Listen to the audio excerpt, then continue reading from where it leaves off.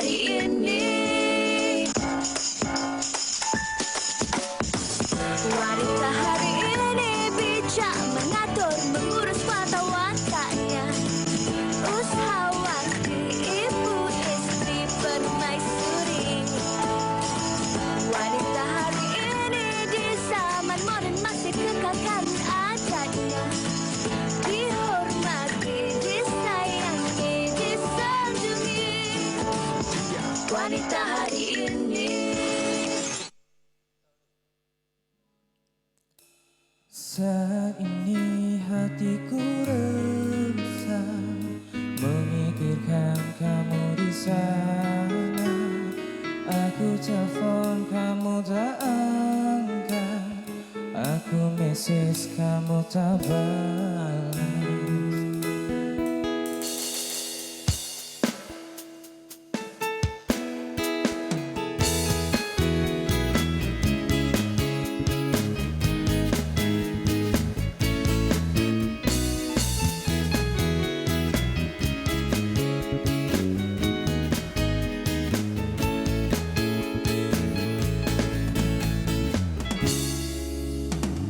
Saat ini hatiku resah, memikirkan kamu di sana.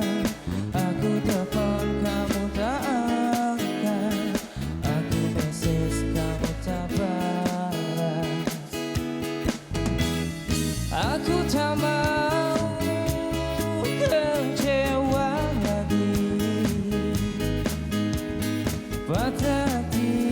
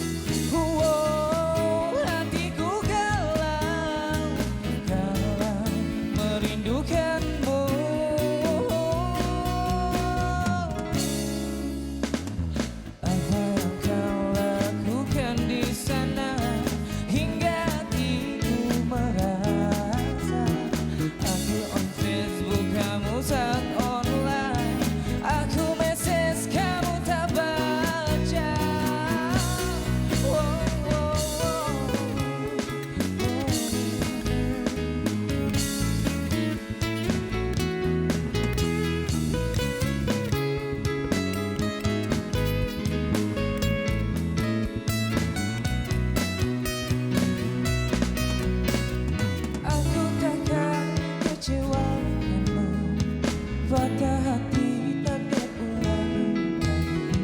Aku tak akan bercinta lagi, bercinta dengan cinta yang lain. Oh, hatiku galau, galau memikirkanmu. Oh, hatiku galau, galau merindukanmu.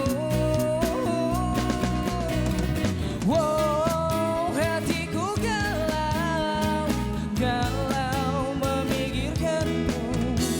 Wow, hatiku galau, galau merindukanmu.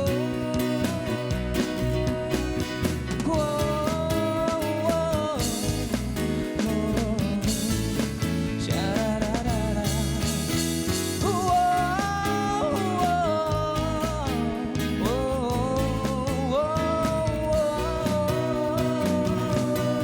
Assalamualaikum, selamat tengah hari kepada semua penonton wanita hari ini. Membuka tirai kita pada tengah hari ini dengan persembahan daripada Dia Band, lagunya Galau. Kalau kita amati perkataan galau ini yang bermaksud bimbang, kacau bilau. Tapi apa pula tafsiran galau dalam lagu dari Dia Band ini? Sekejap lagi kami nak kongsikan bersama dengan kumpulan ini. Okey, Assalamualaikum, selamat tengah hari semua. Mudah-mudahan hari ini ceria-ceria selalu dan anda juga mungkin ada banyak perencanaan dan juga rancangan yang nak dilakukan hari ini. Mudah-mudahan segalanya berjalan dengan lancar, insya-Allah. Hari ini juga Wanita Hari ini ingin tampil dengan satu topik berkenaan dengan keibubapaan. Satu topik yang saya kira perlu diberi perhatian untuk golongan ibu bapa di luar sana. Sekejap lagi kami akan kongsikan apakah topik yang bakal dibincangkan bersama dengan tetamu Wanita Hari ini. Tapi sebelum itu, apa kata kalau kami bawa perhatian anda untuk satu bingkisan dari Pulau Pinang bersama dengan wartawan kami Fatih. Silakan.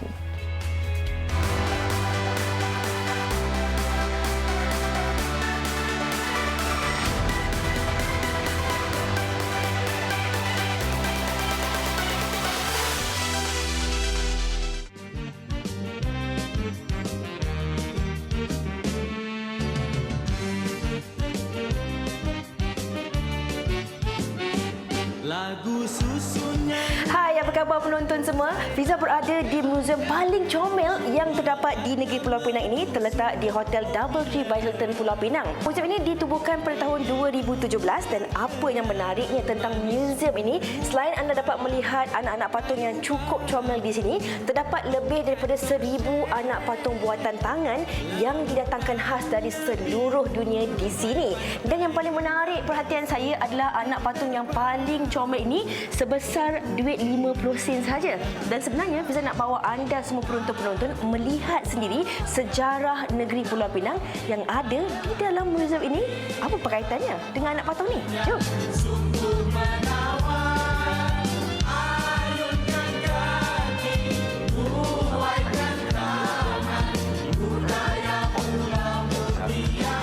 Antara sejarah mengenai patung beruang ialah detik pertama kali Sir Francis Slide menjejakkan kaki di negeri Pulau Pinang.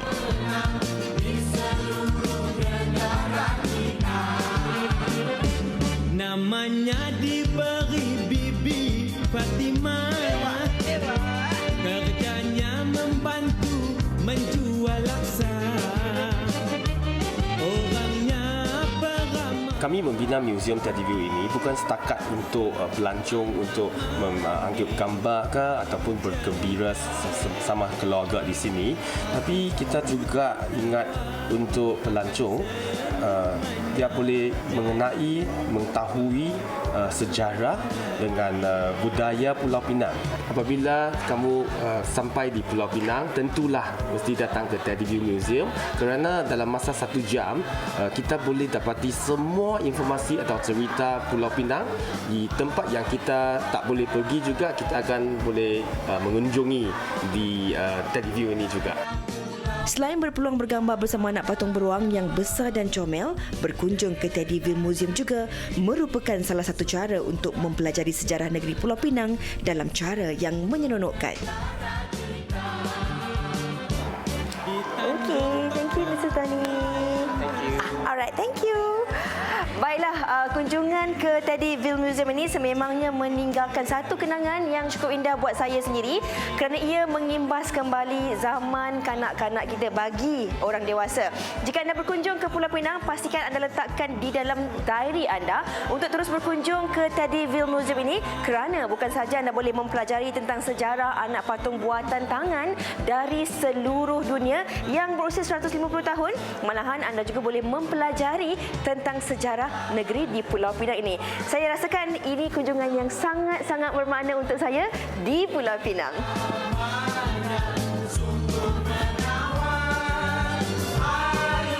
Okey, itu dia tadi satu lokasi menarik di Pulau Pinang. Berbalik kepada topik kita pada hari ini, seperti yang saya wawarkan, kita nak bincang tentang keibubapaan berkenaan dengan ibu dulu versus ibu sekarang.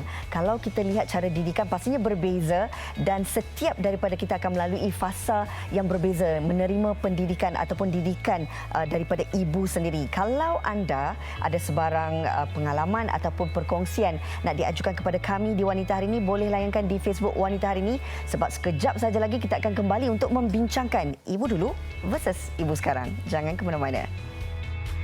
Wanita Hari ini.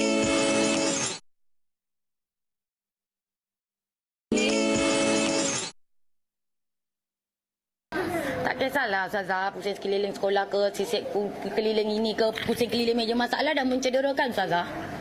Anak saya sampai takut nak pergi sekolah tau. Sebab dia tunjuk pada Adila selepas tu sebab nak ambil air solat dia sakit. Betul tak? Kira? Saya tak tipu. Tanya anak-anak murid. Anak-anak murid takkan menipu punya salah. Setiap ibu bapa mahukan anaknya dilahirkan, dididik dengan sempurna. Namun tugas mendidik tidak mudah, sebaliknya kian mencabar dari hari ke hari. Perbezaan cara didikan oleh ibu zaman dahulu dengan ibu zaman sekarang sangat ketara. Jika dahulu, kaum ibu menggunakan kaedah rotan dalam mengajar.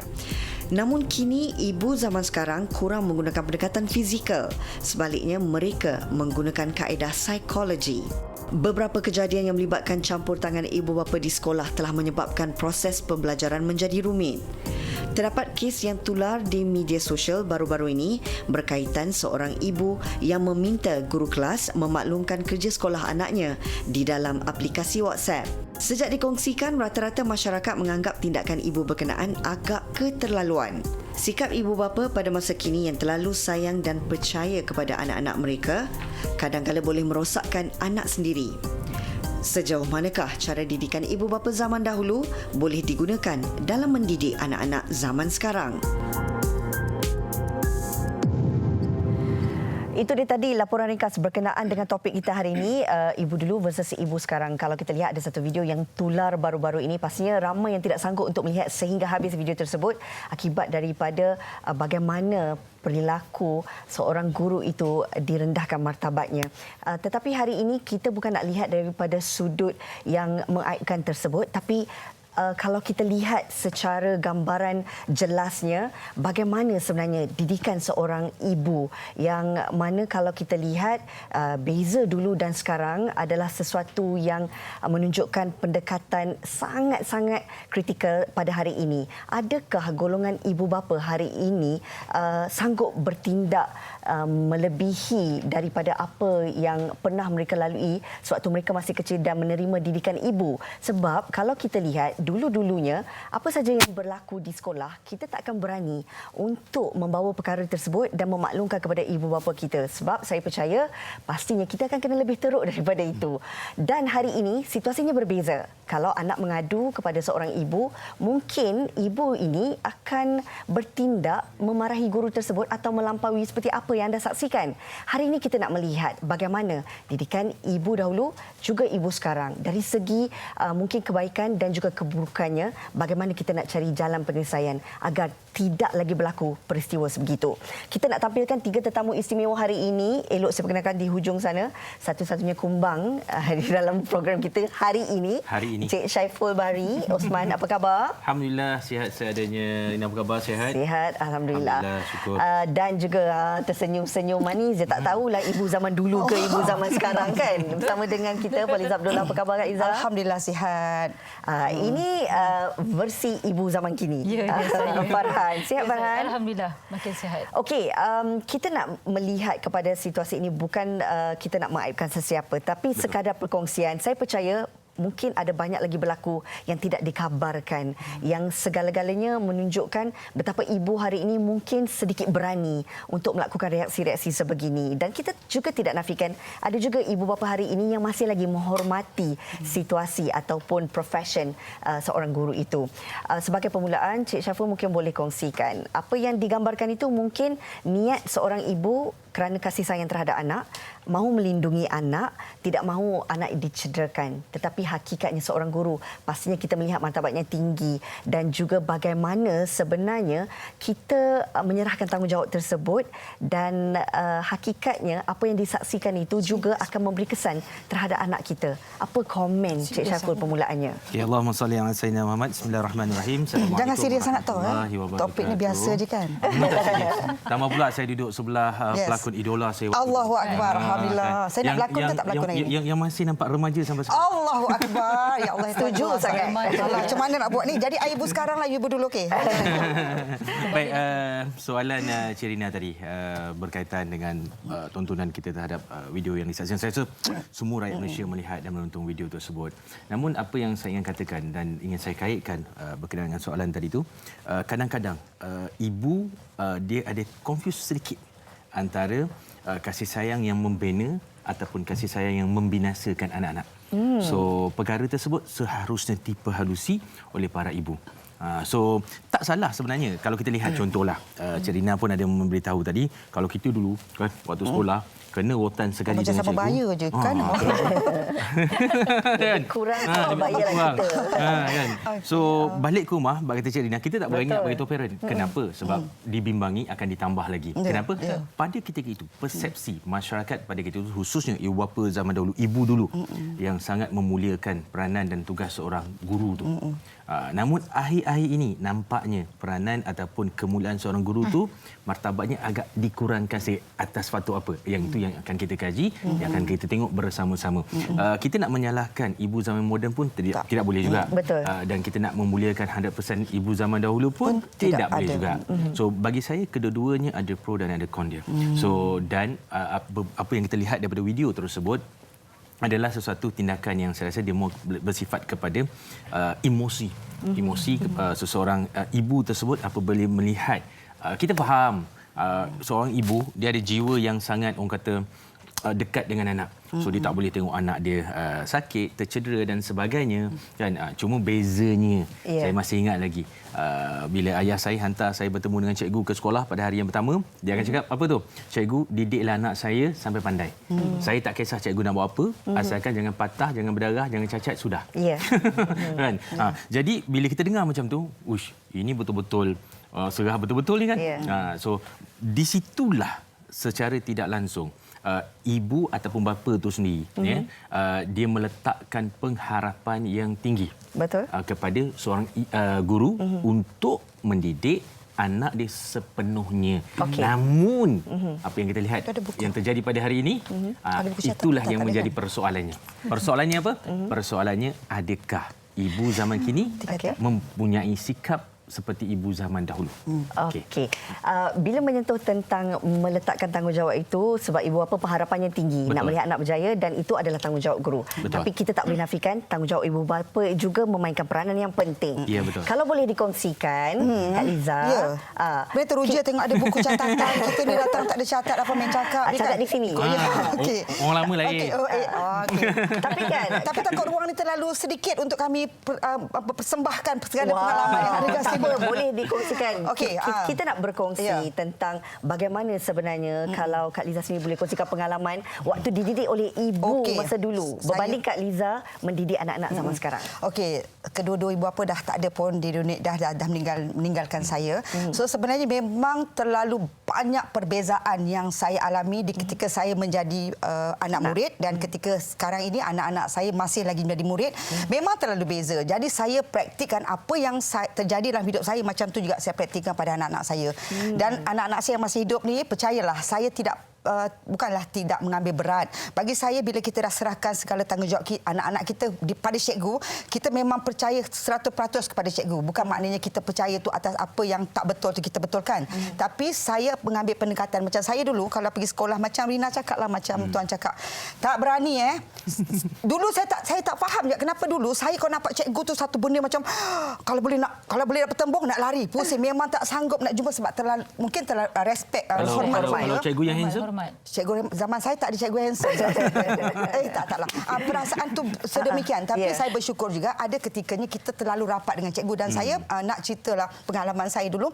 Bila cikgu latihan datang kat sekolah yang matematik yang kita tak berapa nak mahir, tiba-tiba ada cikgu yang memberi kasih sayang terlebih pada kita sampai saya boleh skor. Jadi saya rasa dulu-dulu memang bezanya kerana macam tu yang saya cakap tadi, saya tidak akan cerita apa-apa pun. Kalau balik rumah apa yang berlaku, cikgu marah ke apa benda, memang kerja sekolah tak siap ke yang kita kena marah, saya tak akan berkongsi dengan ibu bapa sebab saya tahu saya pasti sangat. Dan ketika itu saya ada abang, saya ada kakak, saya rasa saya sendiri akan kena marah dengan apa saja apa kata orang tu komplain daripada sekolah. Jadi kalau anak-anak saya pun saya praktikkan juga kalau sekiranya ada benda yang berlaku, saya kena pastikan benda tu betul atau tak betul. Dan even kalau benda tu anak saya salah, cikgu kemungkinan besar saya tetap kata kesalahan itu adalah pada anak saya sendiri. Kalau kita boleh jelaskan kan, sebenarnya bukan saja di sekolah, tapi cara didikan pun sebenarnya tak kiralah anak ni di mana-mana diletak pun, kita nak yang terbaik untuk anak-anak. Berbeza dengan Farhan, sebab Farhan boleh kita anggap sebagai ibu zaman milenial lah kan.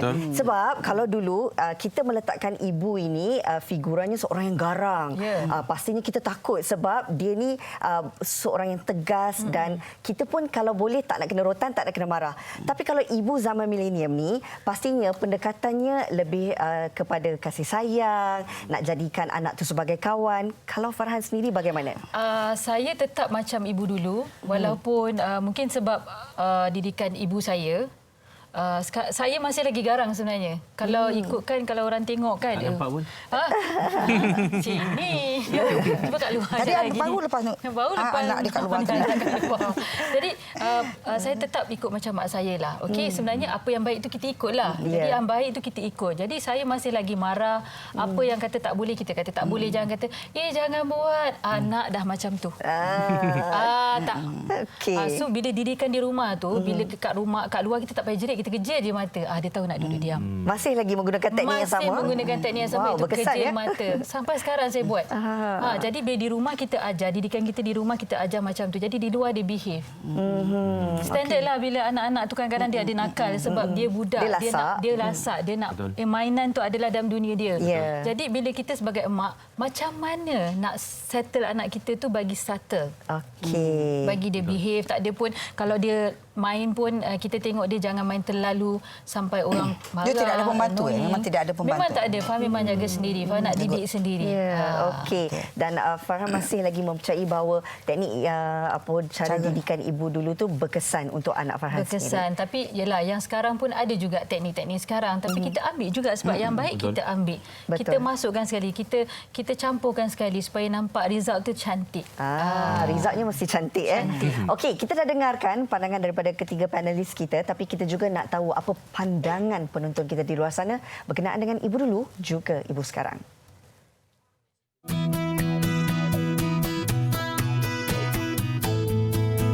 Lebih garang dengan anak-anak. Dan apa yang dia nak, anak-anak kena patuh dan tak boleh membantah. Itu ibu dululah. Tapi sekarang ni, ibu-ibu sekarang ni dia more biar friendly dengan anak-anak. Anak-anak ni kita tak boleh terlampau keras ataupun terlampau strict dengan diorang. Sebab bila kita strict, diorang akan takut untuk bercerita dengan kita apa yang diorang hadapi, takut kita marah. Dulu even di rotan kita, dia bising, dia selalu marah pun, anak tu boleh dengar lagi. Boleh dengar, boleh faham. Nowadays punya trend, anak-anak memang tak suka ibu membebel. Dia memang tak suka bising-bising dengan diri dia lah. Ibu dulu dia lebih tegas, okey. Tapi kadang-kadang kalau kita tengok dia kadang-kadang dia garang, walaupun dia garang tapi sebenarnya dia sayang, cuma dia tak boleh nak luahkan. Ibu sekarang dia lebih sporting, okey, support anak-anak dia, okey, sebab mungkin dia tak suka didik dalam cara garang kot. Saya gunakan best of both worlds sebab saya cubit sikit je lah supaya dia rasa benda ni tak betul, you know. Sebab masa saya dulu memang rotan ada, cubit ada, dah biasa kan. So kalau kita boleh kita gunakan psikologi dulu, kalau tak jalan baru saya akan cubit. Okey juga gunakan psikologi dan dalam masa yang sama kita tak boleh terlampau gunakan psikologi. Masih kita perlukan yang lama. Memukul anak biar berpada-pada. Janganlah keterlaluan. Patutnya kita kena cakap baik-baik dengan dia. Even kita marah pun kita tak boleh nak react saat kita ni marah. Kita kena bagi tahu dia yang benda tu sebenarnya apa yang dia buat tu betul, tapi tak betulnya di sini. Budak-budak sekarang dia tak suka kekerasan. Dia suka lebih yang open. So that's why benda-benda macam tu ibu bapa sekarang terapkan. Cumanya cara dia kena betul lah. Okay? Sebab kadang-kadang budak-budak akan jadi manja, you know. So bila you tegas, bila you nak tunjukkan kasih sayang, you tunjukkan kasih sayang. So at least dia know. Okey, itu pandangan mereka di luar sana. Berbalik kepada perbincangan kita, kita juga nak menyentuh tentang apa yang dikatakan oleh Cik Saiful sebentar tadi. Sama ada anak-anak ini kita nak didik mereka dengan kasih sayang yang membina ataupun kasih sayang yang membinasakan. Ada dua perbezaan. Masing-masing nak mencapai satu objektif, nak memberi kasih sayang, tapi mungkin haluannya berbeza. Kita nak tahu juga dari segi teknik ataupun kemahiran keibubapaan ni, bagaimana sebenarnya? Baik, terima kasih Rina. Sebenarnya kajian menunjukkan menunjukkan bahawa 80% anak-anak ni belajar daripada ibu dia adalah berdasarkan kepada pemerhatian. So bukan daripada bahasa ataupun percakapan ibu kepada anak. Okey. So secara tak langsung didikan yang dimasukkan oleh Cik Rina tadi adalah didikan yang orang kata secara tidak formal. So kalau ibu mendidik anak, saya ambil contoh paling mudah lah ya. Sekarang bila tengok ibu zaman moden, cara nak tenteramkan anak, cara nak bagi anak tak kecah-kecah kat rumah dan sebagainya, bagi gadget. Okey. So Zaman teknologi. Zaman teknologi. Saya tidak menolak teknologi. Tetapi ada kalanya ibu kena bijak di dalam menentukan ataupun memberi kelonggaran kepada anak-anak. Jangan sampai dekat meja makan pun anak-anak pegang gadget. Yang akhirnya waktu tersebut sepatutnya anak-anak bersama bersembang ataupun menunjukkan reaksi bersama ahli keluarga, tetapi tidak sedemikian. So saya membuat pemerhatian ini Rina dan ahli panel bila saya pergi ke kedai makan, saya suka tengok kadang-kadang anak seusia 2-3 tahun pun dah bagi gadget. Kenapa? Sebab mak dan bapa pun sama nak main gadget juga kan. Nak bagi dia aktiviti masing-masing. Update dan sebagainya. Jadi perkara ini, maaf ya, anak-anak akan lebih mengenal kasih sayang daripada seorang ibu ataupun seorang bapa berdasarkan masa, bukan harta. So sebanyak mana ibu melapang ataupun meluangkan masa bersama anak, itulah kaedah didikan yang terbaik. Sebab dengan ibu meluangkan masa dengan anak-anak, maka anak-anak akan mendapat perhatian dan kasih sayang yang sebenar. Tapi kita faham, di luar sana pun ramai ibu-ibu yang jauh dengan anak-anak. Kerjaya dan sebagainya. So kita tidak menafikan. Membataskan. Sedihlah, topik ni sedih. Jangan nangis. Kita tahan dulu. Tapi apa yang perlu difaham, kebijaksanaan seorang ibu itu mengatur dan menguruskan waktu. Kalau dah sibuk di tempat kerja, balik ke rumah, kita faham. Bapa-bapa pun kena faham. Ibu-ibu ni dia bukan robot. Yang nak buat semua di bawah tanggungjawab bebanan seorang ibu. Sidai kain, kering kain dan semua ibu kena buat, masak dan sebagainya. Betul. So bapa balik tengok TV, relax, santai. Itu tak betul. So sebenarnya ibu juga kena pandai memainkan peranan. Bila balik ke rumah, masa yang ada tersebut fokuskan kepada anak. Sebab kita kena lihat bahawa anak-anak ni kebiasaannya, mengikut kajian saya terhadap pelajar-pelajar yang duduk di asrama, dia akan duduk bersama dengan ibu dia daripada dia lahir sampai usia dia 12 tahun. Selepas 12 tahun, itulah titik permulaan dia akan keluar daripada rumah tersebut perlahan-lahan. So maknanya sebagai seorang ibu zaman sekarang ini, anda ada masa lebih kurang daripada lahir sehingga 12 tahun saja. Waktu yang anda peruntukkan untuk berkasih sayang, membina dan sebagainya untuk anak-anak. Dan kalau nak masak pun, inilah time untuk anak-anak tu ingat dalam kepala dia, mak pandai masak, sekian. Kan? Telur kicap pun jadilah. Telur kicap pun jadilah. Kan?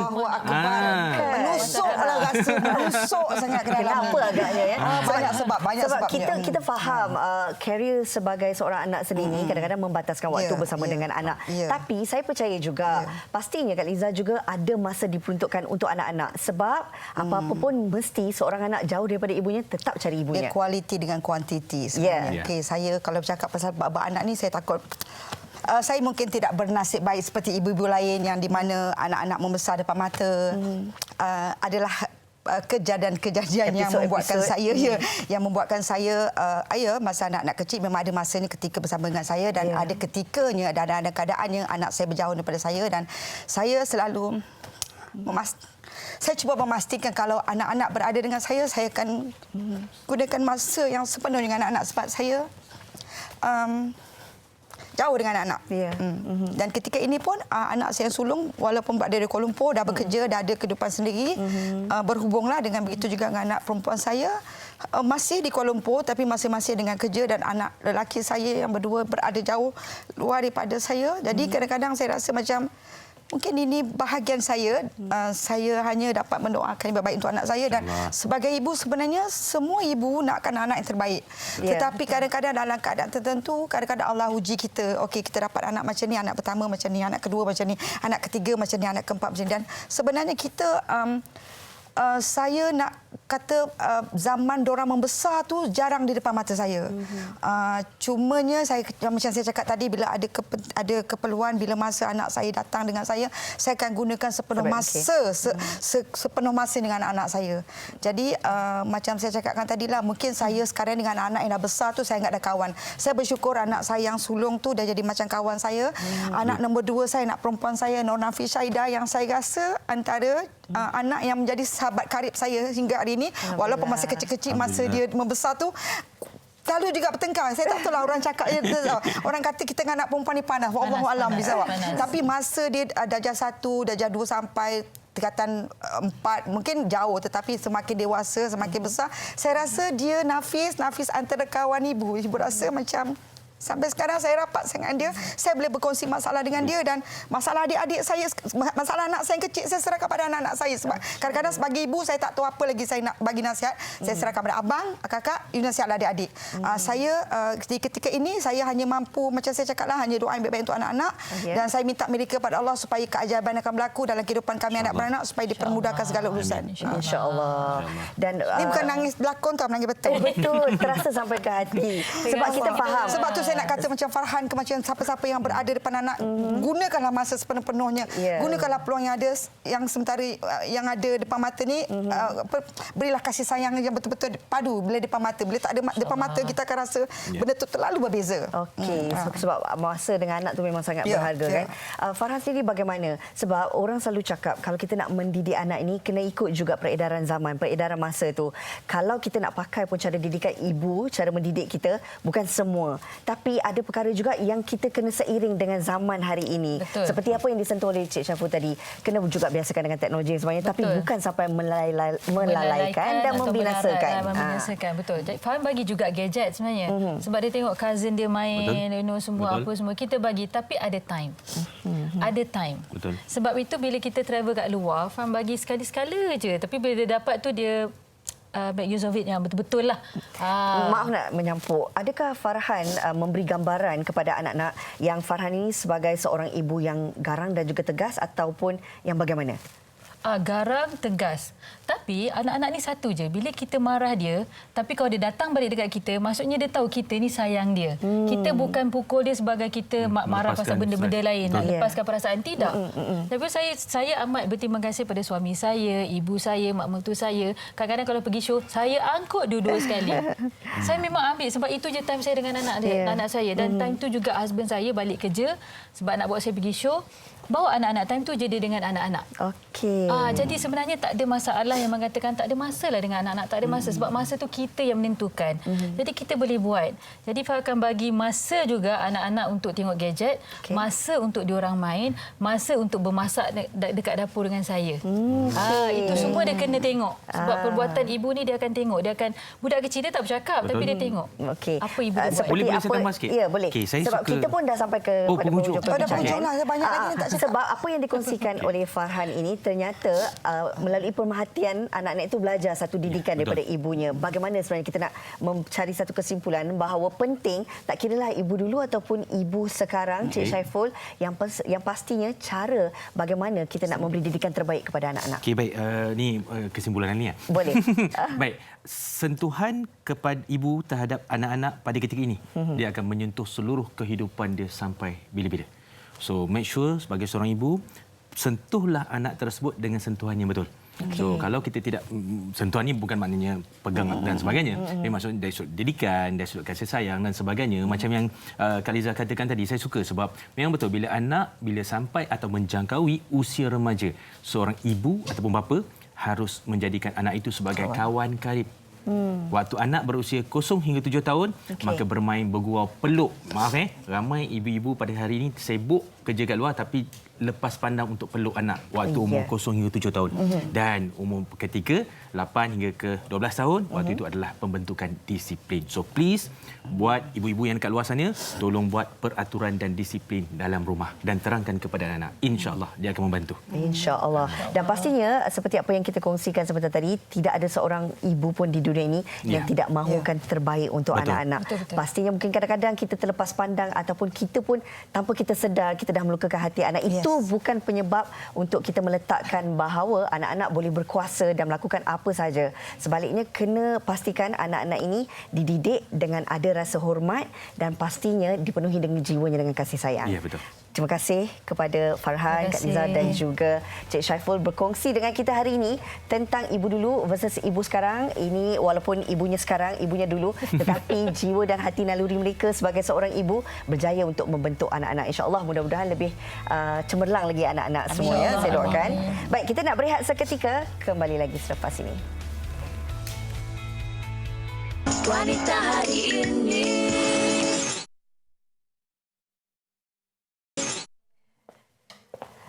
Okey, ini dia. Saya nak bawakan kepada anda. Tadi kita dah dengarkan suara lunak kumpulan Dia Band. Apa khabar semua? Ini dia penyanyinya. Boleh kenalkan diri? Nama saya Izhan.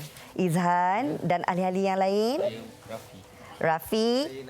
Nabil. Saya Fauzi. Fauzi. Saya Syuk. Syuk. Okey, Dia Band dengan lagunya tadi Galau. Galau tu kalau pemahaman saya macam bimbang, kacau bilau. Apa cerita lagu Galau ini sebenarnya? Cerita je tentang percintaan. Dia senang nak difahami. Dia macam yang budak sekarang punya fikiran lah. Macam bercinta. Tapi kena fake hope. Okey. Itu pengalaman sendiri ke macam mana? Cerita pengalaman sendiri Tak, bukan. Okey, sebenarnya lagu barunya adalah lagu Galau atau lagu Mungkin? Lagu Galau. Lagu Galau. Okey. Single pertama. Single pertama dan single kedua? Single kedua lagu Lupakan Dia. Lupakan Dia. Okey, nak bercerita tentang kumpulan Dia ini, sebenarnya bagaimana dapat bergabung kumpulan Dia ini? Okey, kita boleh tanya ketua kumpulan saya. Mana ketua kumpulannya? Okey, silakan. Dia Band ni ditubuhkan pada 2012. Dan single pertama kami pada 2000. Kita jumpa ni masa saya sebagai ketua kumpulan. Saya audition lah. Wow. Audition seorang-seorang. Mana yang terpilih, saya ambil. Dan ini penyanyi terbaru kan? Penyanyi terbaru. Okey, kumpulan Dia Band. Bagaimana sebenarnya mendapat keserasian untuk kumpulan Dia Band ini sendiri? Bila kita orang berjalan sama-sama, gerak sama-sama, tidur sama-sama. Itulah sebenarnya. Awak asal dari mana? Saya asal dari Johor. Dari Johor. Orang Johor memang berbakat kan? Semua berbakat. Semua berbakat. Okey, pandai dia. Okey, kalau dicerita tentang jangkaan ataupun harapan terhadap lagu Galau ini bagaimana? Saya harap lagu Galau ni dapat diterima. Terima radio-radio semua. Paling-paling para pendengar kalau boleh diorang faham lirik dia, faham apa yang saya nak sampaikan. Sebenarnya jalan cerita hidup saya ni. Ya ke? Okey. Saya nak diorang faham. Siapa sebenarnya yang penulis lirik dan juga komposer untuk lagu ini? Okay, penulis lirik Dok Grand. Dan komposer juga Dok Grand. Dok Grand. Okey, nama unik ya. Dengan apa? Hadi Siksen. Hadi Siksen. Sebagai music arranger lah. Okey. Dan setakat hari ini, bagaimana sambutan lagu Galau ini? Untuk masa sekarang ni, Alhamdulillah. Dekat YouTube dah pecah 19,000. Wow. Dalam 3 minggu. Sekejap saja dah 19. Wow, okey. Alhamdulillah. Dan ada tak sebarang perancangan untuk melakukan showcase ataupun sesi bertemu dengan peminat? Bagaimana? InsyaAllah ada. Kita orang akan InsyaAllah dalam lagi 2 bulan atau 3 bulan akan datang lah. Okey. Okey. Bagaimana sebenarnya kalau peminat-peminat nak tahu lebih lanjut kumpulan Dia Band ini ataupun nak tahu perkembangan terkini daripada kumpulan Dia, sebarang laman sosial boleh dikongsikan kepada peminat? Okey, kalau nak tahu apa perkembangan kita orang, boleh join, boleh follow IG Dia_Band dengan Facebook Dia Band. Okey, baiklah. Dan akhir sekali, mungkin kata-kata untuk peminat-peminat lah yang sentiasa memberi sokongan kepada Dia Band. Apa nak cakap kepada mereka? Okay, terima kasih kepada kawan saya, mak ayah saya. Okay, dan syukur Alhamdulillah. Dan walaupun kat sini, kita orang dah bersyukur sangat. Wow, okey. Mudah-mudahan ada rezeki kita jumpa lagi ya. Okey, lagu seterusnya mungkin. Mungkin. Baiklah, kita nak dengarkan suara merdu siapa nama tadi lupa pula. Izhan dengan lagunya Mungkin. Silakan.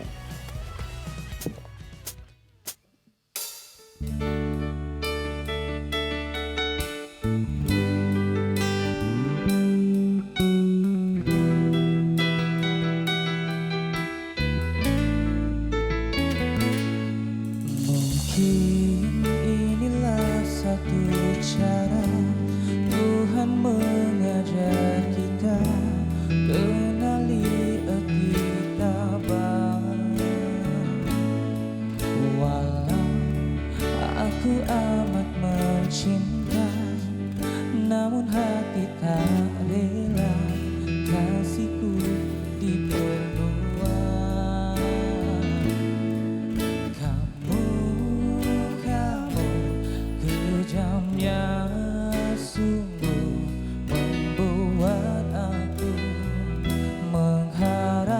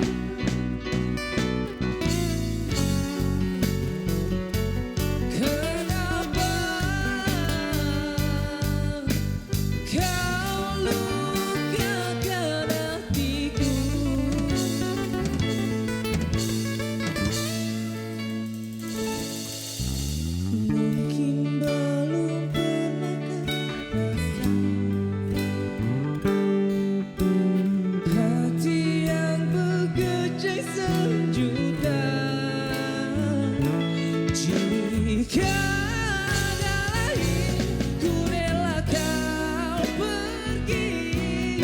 Mungkin cuma untuk lebih setia.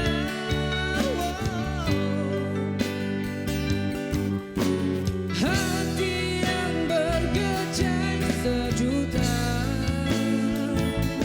Jika ada lain, ku rela kau pergi. Mungkin cuma untuk lebih setia.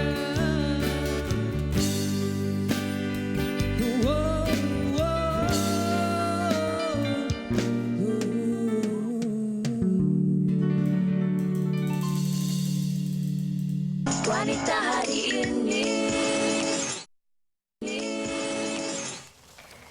Baiklah, kami ada sesuatu nak diwawarkan berkenaan dengan lelongan amal tabung bersamamu.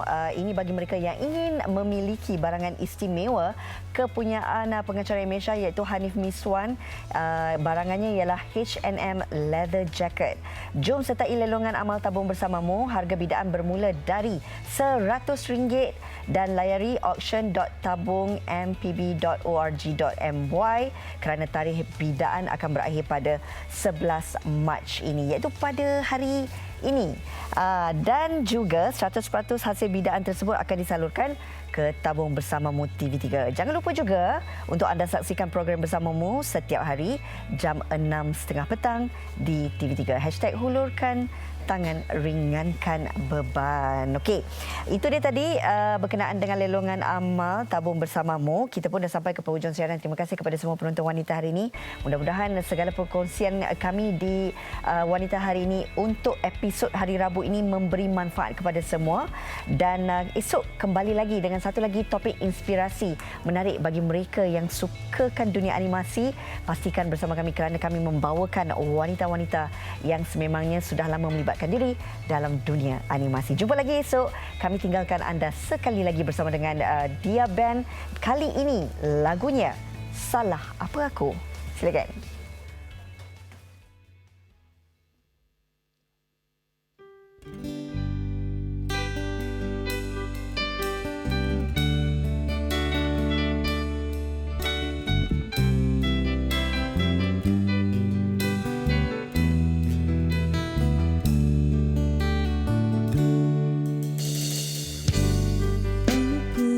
Percayakanmu, terbelah-belah kisah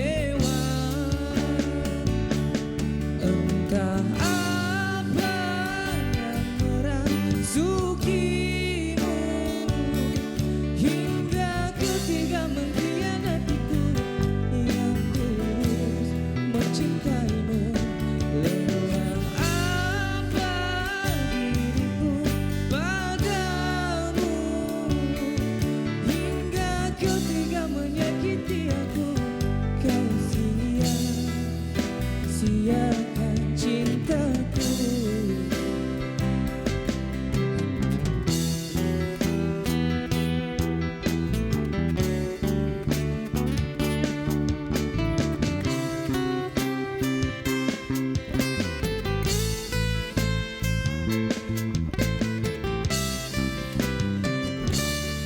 Entah